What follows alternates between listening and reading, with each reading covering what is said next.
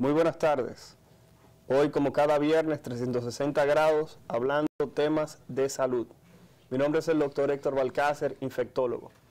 Hoy viernes vamos a tratar un tema bastante interesante. Como habíamos anunciado a través de las redes sociales, hoy vamos a hablar sobre problemas a nivel del hígado, trastornos hepáticos. Pero antes de tratar este tema, como cada viernes, hacemos una pequeña introducción. En este momento muchas personas en la calle solamente están hablando de los cuadros respiratorios que están presentes. Las personas solamente están hablando de la gripe que está acabando. Hay que decir que ya lo habíamos mencionado en programas anteriores, que este tipo de situación se iba a presentar y que usted y su familia debían recibir la vacuna de la influenza para tratar de minimizar lo que eran esos cuadros respiratorios que a la fecha se están presentando. Este año todavía tiene tiempo, si en su casa esa gripe no ha entrado, de aplicarse la vacuna de la influenza, mal llamada vacuna de la gripe, pero que sí puede prevenir problemas respiratorios importantes como lo que están ocurriendo en este momento.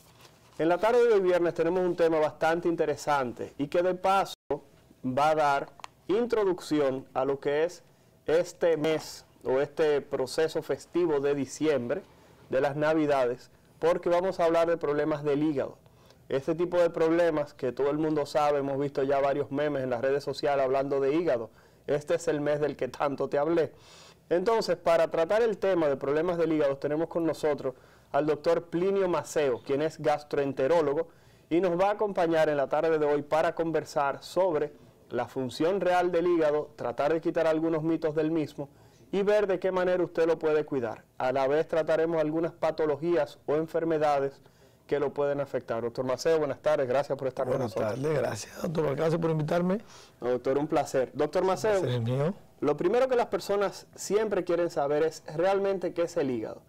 Porque generalmente todo el mundo habla, no, que fulanito está enfermo del hígado, que fulanito está mal del hígado, pero nadie en sí sabe, o generalmente aquellas personas que estudian medicina, les es difícil poder decir cuál es la función real que tiene el hígado. Si pudiera, por favor, orientarnos, doctor.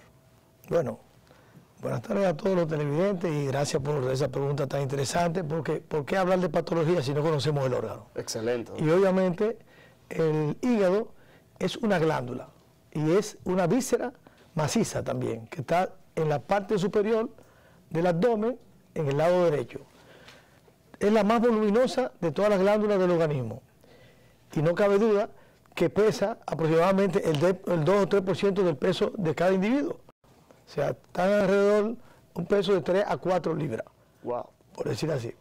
Y además, tenemos que decir que tiene múltiples funciones, porque el hígado es un laboratorio, es el laboratorio del organismo.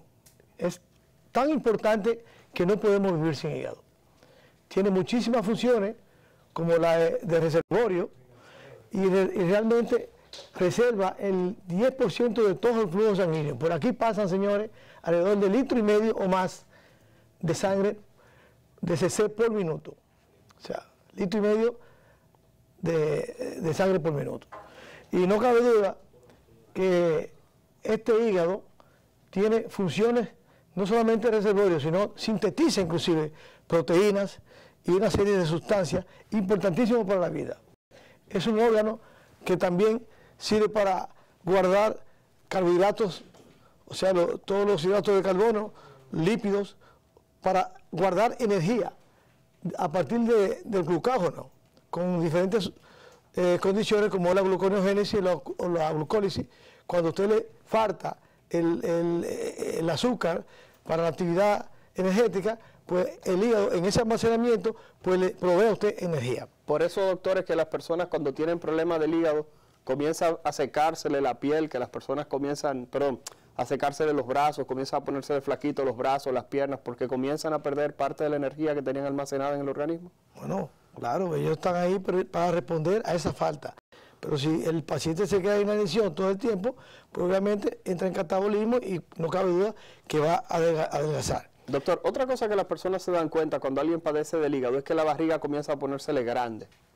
¿Por qué razón las personas cuando tienen problemas del hígado, la gente dice, fulano tenía un problema del hígado, tenía una cirrosis y se le puso la barriga grandísima? ¿Qué pasa con esas personas que se le distiende, que se le pone grande el abdomen? ¿Qué es lo que pasa con el hígado? Bueno, el abdomen se puede poner grande por muchísimas cosas, inclusive por exceso de aire, ¿no, verdad? Sí, pero en los factores que tienen problemas en el paciente con cirrosis, que la cirrosis, obviamente, es un estadio final, vamos a decir así, aunque esté compensado por mucho tiempo, de una inflamación del hígado, secundario a patologías como son la hepatitis crónica, ya sea de virus B o virus C, o como son hepatitis inmunológicas, cirrosis biliar, muchas enfermedades que pueden llegar a eso. Entonces, la cirrosis, obviamente, no es más que una fase terminal de una serie de cascadas que empiezan con una simple inflamación, siguiendo por un cuadro de fibrosis, y no cabe duda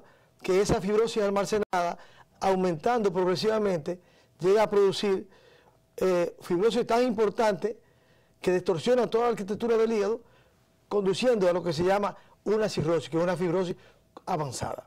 Doctor, ¿pero por qué le pone la barriga grande? La barriga se le pone grande porque ese hígado se endurece, y al endurecerse el hígado, no cabe duda que produce lo que se llama una hipertensión de un vaso, que es la porta, que es la que maneja el 70% de la sangre. Cuando este hígado se pone duro y el vaso se pone duro, entonces hay una regurgitación de esa sangre hacia las venas y obviamente se pierde también la presión oncótica, porque pierde la función de la albúmina. Y esta función de la albúmina, que es la que mantiene las proteínas dentro, pues entonces se pierde.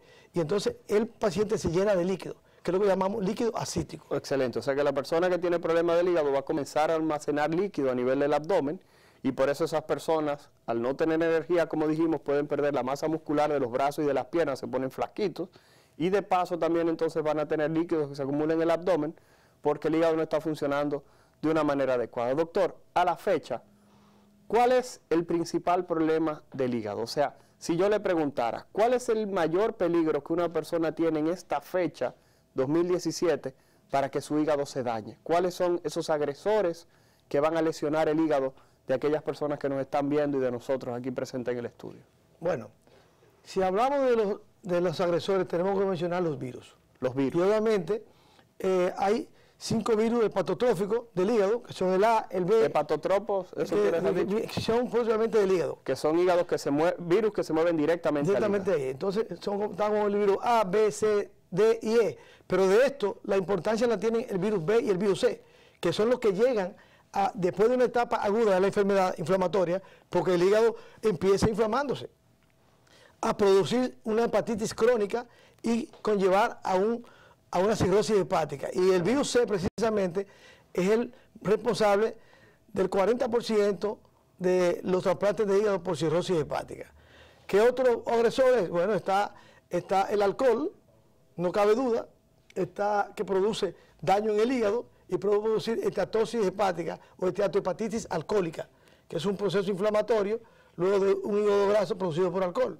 Pero está también la obesidad, aquellos pacientes con síndrome metabólico, que además de hipertensión arterial, tienen esteatosis hepática y tienen además diabetes. No cabe duda que el 80% de estos pacientes casi que tienen diabetes y síndrome metabólico pueden tener la enfermedad más frecuente del hígado, que es la enfermedad grasa hepática no alcohólica. Doctor, eso es muy interesante, porque creo que todo el que nos está viendo y se ha hecho una sonografía últimamente, ha escuchado ese término. La sonografía le salió bien, pero tiene un poquitito de grasa en el hígado. La pregunta es, doctor, porque usted mencionó esteatosis hepática, que es lo que la sonografía reporta, y a las personas le dicen, tienes un poco de grasa en el hígado. ¿Es realmente importante? ¿Es un proceso normal? ¿Debo preocuparme? ¿Qué cosas debo hacer? Y si realmente tener un poquito de grasa o mucha grasa en el hígado me puede llevar a problemas a futuro, de que mi hígado deje de funcionar de una manera correcta. No cabe duda, la esteatosis hepática o grasa del hígado es una pandemia. Es la más frecuente de todas las patologías del hígado. Es obviamente una patología benigna en principio, pero puede pasar por procesos inflamatorios a largo plazo y convertirse en una esteatohepatitis, que es una inflamación del hígado por esa grasa. Y esto seguir llegando a una etapa diferente de cirrosis, que es un endurecimiento de la glándula hepática, convirtiéndose en un 10% de los casos hasta en una cirrosis hepática. O sea, es una patología benigna, pero un 10% de estos pacientes podrían llegar a cirrosis hepática y hay que cuidarse. Doctor, una pregunta. ¿Solamente se ve acumulación de grasa en el hígado en aquellas personas que son gordas? ¿O también las personas que son delgadas pudieran presentar problemas de acumulación de grasa en el hígado? Se lo digo porque generalmente todo el mundo que le dice es no comas grasa o ponte a rebajar. Pero ¿pudiera alguien delgado también, que no tenga una obesidad importante, presentar grasa en el hígado, doctor? Claro que sí, sobre todo esos pacientes con síndrome metabólico o con esteatosis hepática. O sea que no cabe duda que sí, que eso es como lo acaba de decir. Claro está que los obesos tienen más predisposición a tener grasa en el hígado. Y por eso es que uno insiste en que hay que hacer una dieta libre de grasa, libre de carbohidratos lo más posible y ejercitarse. No cabe duda que este tipo de grasa del hígado va desde una grasa leve a una moderada a una grasa severa. Y mientras más grasa tiene el hígado, más disfunción arquitectónica tiene el parénquima hepático y obviamente con más razón para ir a cambiar de una simple grasa a una inflamación con grasa y después a una fibrosis y después a una cirrosis hepática. Doctor, por suerte esto no es tan frecuente, sino un 10%. Perfecto. Doctor, una preguntita. Me hice una sonografía, salí con hígado graso. La pregunta es ahora, ¿tengo que ir donde un nutricionista para que me ponga a rebajar? ¿Tengo que ir donde un endocrinólogo o tengo que ir donde un gastroenterólogo? ¿Cuál es el próximo paso?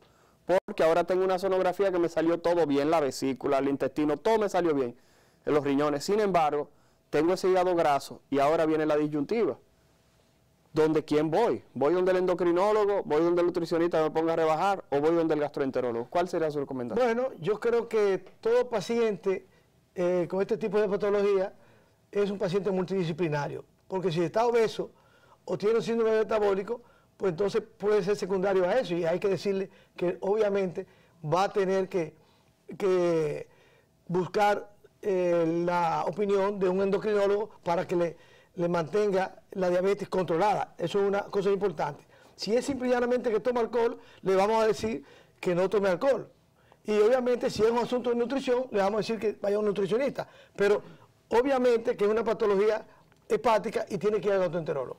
Y no cabe duda que el gastroenterólogo se va a encargar de hacer una serie de analíticas para saber si realmente hay más compromiso de esa grasa en el hígado, más allá, porque hay análisis que te dicen que hay inflamación y otros que te ayudan, otros procedimientos que te dicen que hay fibrosis, como es el fibroscan, la elastografía hepática. Ok, estamos hablando con el doctor Plinio Maceo sobre problemas a nivel hepático. El doctor Maceo acaba de hacer una explicación magistral sobre lo que es el hígado graso, hallazgo extremadamente frecuente en este momento en nuestra sociedad en aquellas personas que se hacen sonografía. Doctor Maceo, regresando un poquitito a la parte que tiene que ver con las hepatitis. Usted hablaba de hepatitis B y hepatitis C como los dos grandes problemas. ¿Podría usted comentarnos de qué manera una persona pudiera adquirir la hepatitis B y después cómo pudiera adquirir la hepatitis C? ¿Qué personas se encuentran en riesgo a presentar este tipo de enfermedad? Bueno, la hepatitis B y la hepatitis C, que son enfermedades del hígado, inflamatorias obviamente en principio, pasan por ese proceso en esa etapa aguda. Y todas tienen un cuadro que hablaremos con más tranquilidad en cuanto a la fase aguda. Sí. Y que todos son cuadros, en su fase aguda, son cuadros obviamente que se parecen mucho. Pueden pasar desapercibidas en un porcentaje importante de ellas, porque el paciente no se pone amarillo y quizás solamente el 35%. Espérese un momentito, doctor. O sea, que una gente le puede dar hepatitis sin tener que ponerse amarillo. Como la gente dice, le dio tiricia, por decir que le dio ictericia. La pregunta es, ¿una persona entonces puede tener hepatitis, una infección por alguno de estos virus, sin necesidad de ponerse amarillo? Porque hay personas que se hacen la prueba y dicen, pero yo nunca me he puesto amarillo. Claro que sí, claro que sí. Inclusive se habla de un 50 y a un 60% de pacientes anitéricos. Por ejemplo, la hepatitis C. Anictérico es que no se ponen amarillo para nuestro público. Que no se ponen amarillo, obviamente. Pero sí, ese porcentaje de algún 40% puede ponerse amarillo. Y muchos de ellos pasan el virus, como no se ponen amarillo, creen que es una gripe o que es un problema intestinal, porque se parece mucho, porque puede tener náusea, puede tener vómito, puede tener fiebre, malestar general, dolor articular, dolor de cabeza, dolor en los músculos, y no cabe duda que hasta debilidad y fatiga.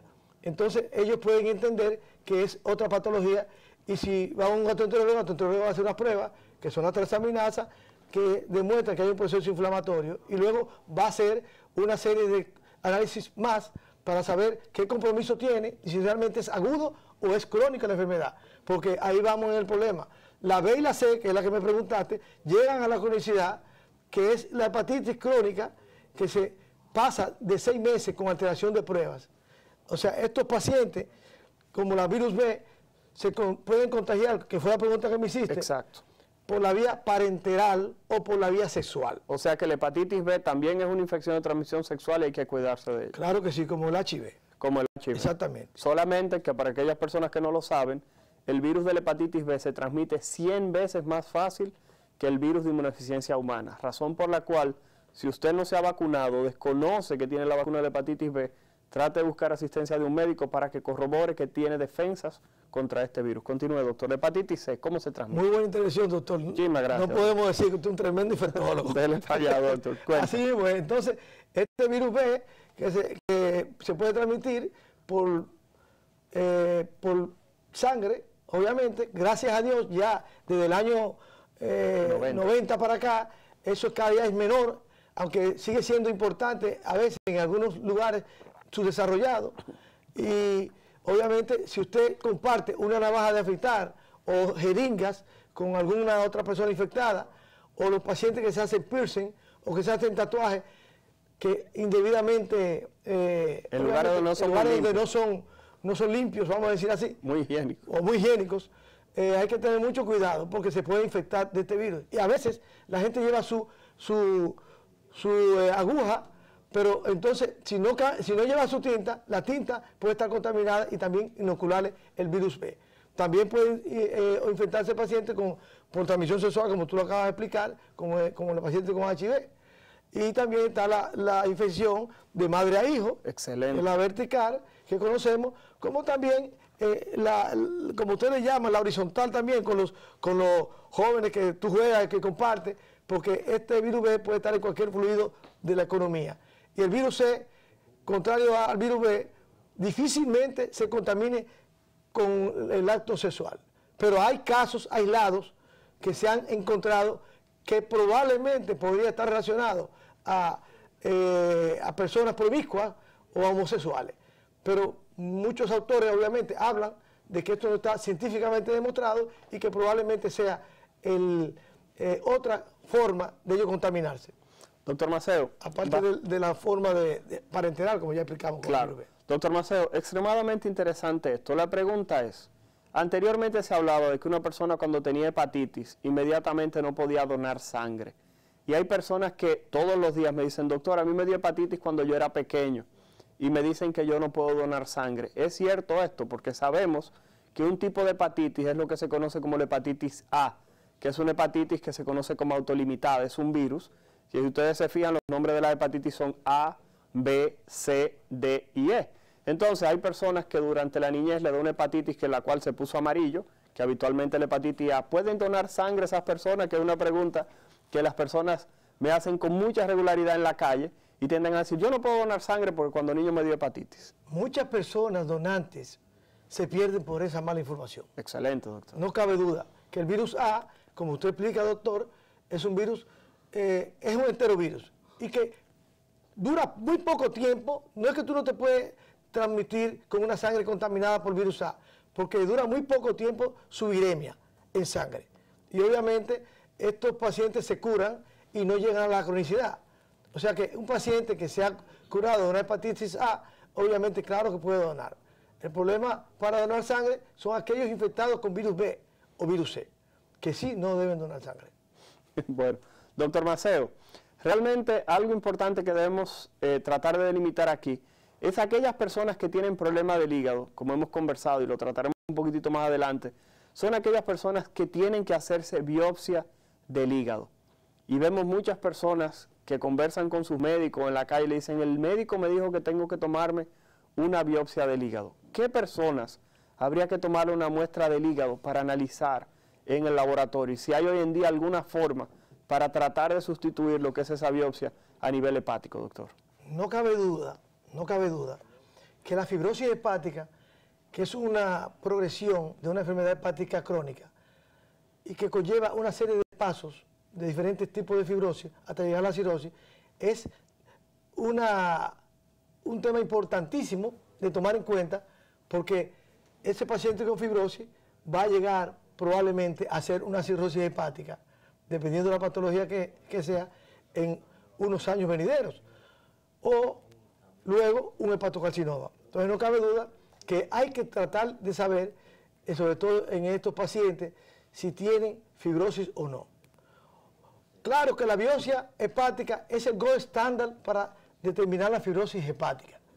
Cuando usted habla del gold estándar, es la prueba que se prefiere en todos los lugares, la prueba que se recomienda para saber si alguien tiene alguna enfermedad. Bueno, ha sido la prueba que se recomendaba para saber si hay fibrosis hepática hasta que llegó el FibroScan o la ecografía hepática.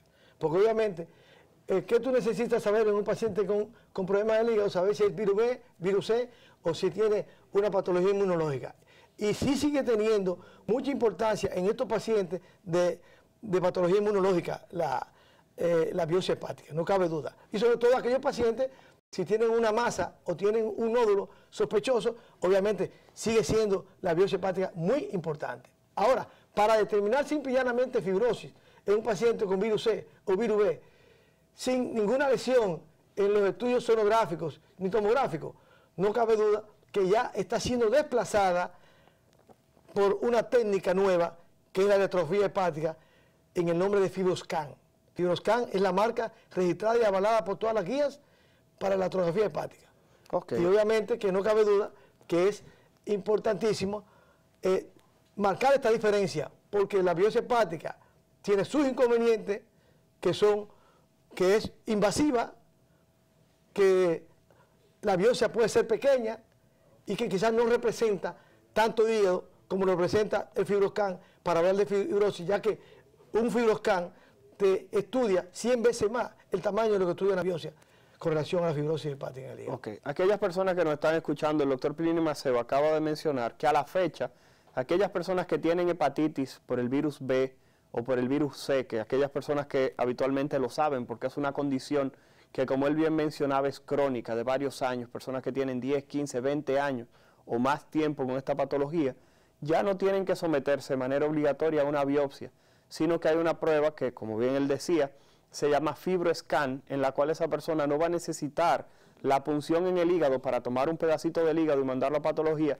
para saber qué tan avanzado está el daño a nivel del hígado. Doctor, ¿hay algún tipo de contraindicación a la realización de este estudio? ¿Hay alguna indicación específica? O sea, ¿quiénes se lo pueden hacer? ¿Quiénes no se lo pueden hacer? Este estudio, doctor. Una buena pregunta. Realmente todo el mundo puede hacerse un FibroScan, o sea, una electrografía hepática autorizada como lo es el FibroScan y avalada por las guías. No hay ninguna contraindicación, es una prueba indolora, se hace con el paciente boca arriba y se busca un punto localizado como indica esta imagen quizás, sí, un punto localizado en la parrilla costal derecha, justamente en la línea media, obviamente de axilar, y no cabe duda que usted va a poder verificar el punto clave donde te va a dar la imagen específica para decir qué elasticidad o qué dureza tiene el hígado. No cabe duda que sí hay limitaciones de la técnica, como todas técnicas, que son aquellos pacientes que tienen insuficiencia cardíaca, que están congestivos, o que tienen un éxtasis biliar, porque tienen una obstrucción biliar, y no cabe duda que esos pacientes hay que primero compensarlos. O aquellos pacientes que tienen una inflamación aguda del hígado, con elevaciones muy importantes de la transaminasa, primero hay que compensarlo. En la fase aguda hay que esperar que el paciente se compense para hacerse este estudio, porque puede dar entonces una falsa numeración en cuanto a kilopascal se refiere. Ok. Doctor Maceo, otra cosa importante que usted mencionaba era que el virus de la hepatitis C y el virus de la hepatitis B se podrían asociar a que la persona necesitara algún tipo de trasplante. ¿Hay alguna otra complicación, además de que el hígado falle completamente asociado a estos virus? Porque hemos escuchado que se asociaban también a la aparición de cáncer, o que si usted tiene un familiar que tiene hepatitis B o hepatitis C, el riesgo es que pudiera también desarrollar cáncer asociado a estas infecciones. Eso es correcto. Es que hay un abanico de sintomatología desde el principio hasta el final. Toda hepatitis que se cronifica pasado por un proceso agudo, aunque realmente, lamentablemente, en muchas de estas oportunidades encontramos al paciente con una cirrosis hepática con poca manifestación, que no se han dado cuenta que tiene una cirrosis hepática. Y bueno, hemos visto casos recientes donde vemos pacientes que se han diagnosticado de un virus B o un virus C, y de repente encontramos datos de hepatopatía crónica. Y estos datos de hepatopatía crónica te dicen que el paciente está avanzado, porque tú ves muchas alteraciones biológicas, y obviamente esto puede continuar progresando y producir cáncer en el hígado. Perfecto. Estamos conversando con el doctor Plinio Maceo, gastroenterólogo, sobre problemas del hígado. Agradecer a aquellas personas que nos escriban a través de las redes sociales, la señora Teonilda Ortiz, muchas gracias por su sintonía. Vamos a una pausa y cuando regresemos los teléfonos del estudio van a aparecer en pantalla por si usted tiene alguna pregunta para el doctor Maceo sobre el tema de hoy, trastornos a nivel hepático. No se mueva, espérenos un segundito.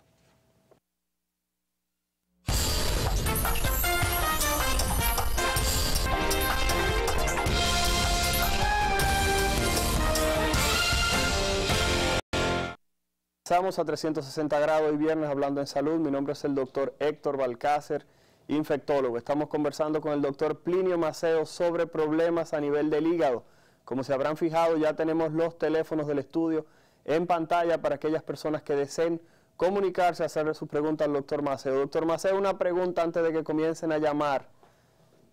¿Qué tanto daño realmente le hace el alcohol al hígado? Porque vemos personas que se pasan la vida entera tomando romo, tomando muchísimo alcohol y no le pasa nada nunca a nivel del hígado. Hay otras personas que tomando 2 o 3 traguitos presentan cirrosis, se le desbarata el hígado, el estómago, etc. ¿Qué tanto daño realmente le hace el alcohol a lo que es el hígado?